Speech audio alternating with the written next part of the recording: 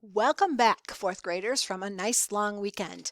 Last time we had math, we learned how to add fractions that have unlike denominators.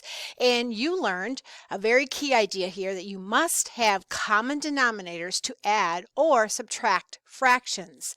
And you had to ask yourself when looking at the denominators, do I have to perhaps change one of the fractions into an equivalent fraction, or sometimes both? And I want to do a quick reminder today because we are going to today subtract fractions with unlike denominators. But the good news is that you do it very much like adding.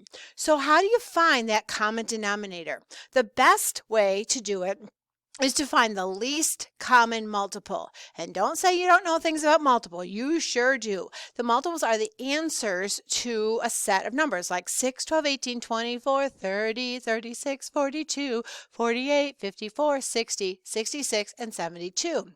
We learned songs and we chanted and skip counting and all those great things. So we could list the multiples of 6. We could list multiples of 9 or 2 or 3 or any set of multiples. And the least means the smallest multiple that they share or have in common.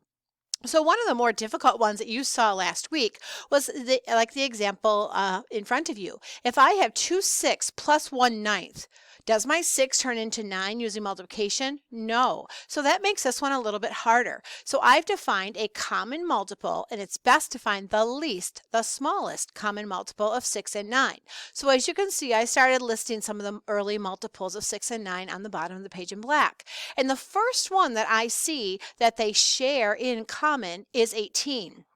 So that would be the best choice to choose, and you can see how I use times 3 times 3 to change 2 6 into 6 18ths, and on the other add end, 1/9 times 2 turns into 2 18ths. I add up the pieces of 18ths, I get 8 of them. I have to reduce because they're both even numbers. My final answer is 4/9.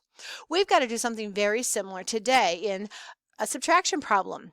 Let's pretend that we have 2 6ths take away 1/9. I cannot subtract them the way they look because they don't share that common denominator. So what is it? The common denominator is going to be the least common multiple of 6 and 9, same as 18ths. So we rename the fractions, making equivalent fractions, same as we did with the blue problem, but this time I see subtraction. 6 pieces, take away 2 pieces of that size is 4 are left of 18ths. They're both even numbers. I divide both by 2 to get my answer in simplest form, 2/9. So as you can see, today it's a lot about finding that common denominator and doing it kind of quickly. So what we're going to do to get our brains fired up here is we are going to do my own version of Flippity for flashcards. I have some flashcards that will look like this. For right now, I don't even care what the numerator is. I want to see how fast you can find a common denominator of 2 and 4. Ready? Think them through, and I'll quickly show you the answer. Next, 6 and 9. You just saw it. The best answer is 18. I have a star here because that's one of those that you have to change both of the fractions and rename both of them, not just one. 4 and 8. You're right. The answer is 1/8. Tenths and fifths. The common denominator is 10ths.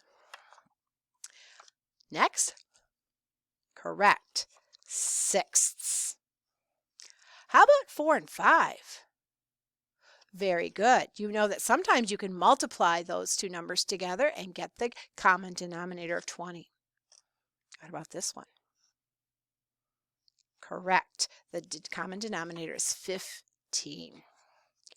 6 and 12ths. Correct. Good. 15ths. Knowing those multiplication problems. Tenths. You've seen this a lot last week. You should have that one almost memorized. Good. 12ths.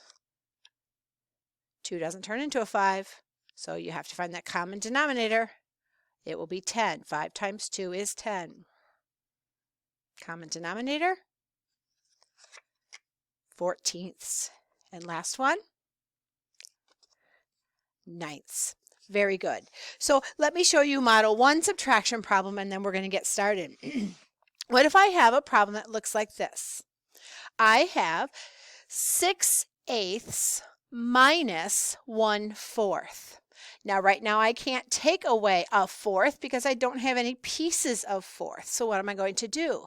I'm going to rename those fractions. 6/8 minus 1/4. What's another name? Can I turn fourths into eighths? Absolutely, I can kind of swap it out. Okay, because I see that 2/8 times 2 times 2, right? It's like breaking that fourth in half.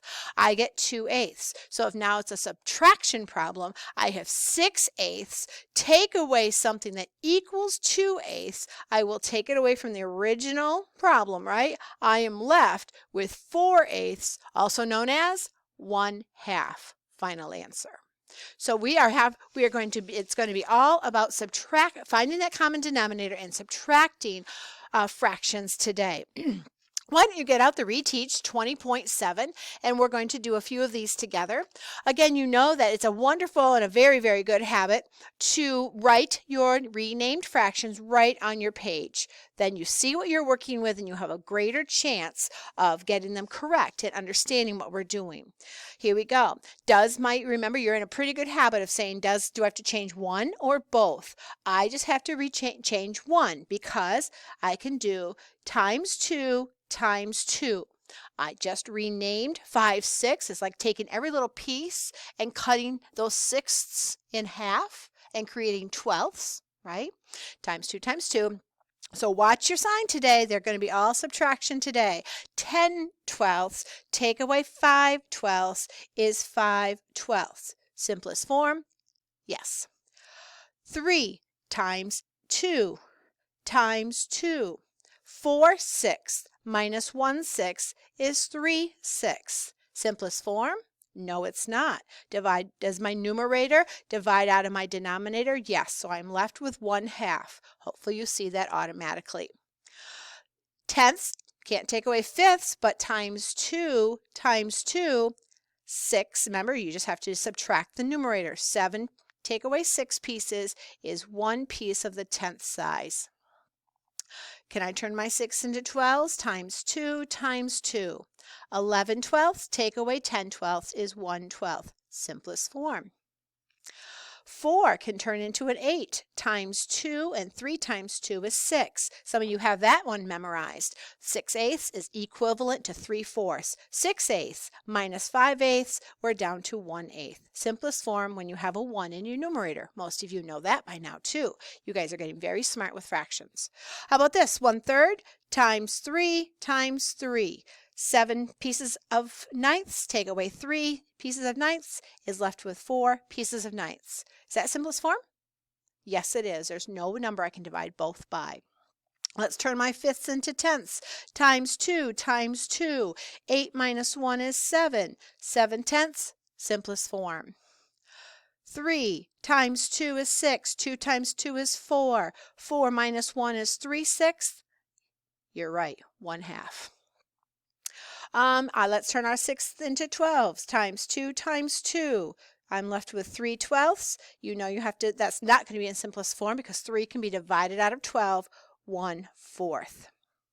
Now, my 2 can be into 10. In my mind, in that bubble, times 5 times 5, right? Another name for 1/2 is 5/10. Half of my fingers, okay, of my 10 fingers, half of them are 5/10.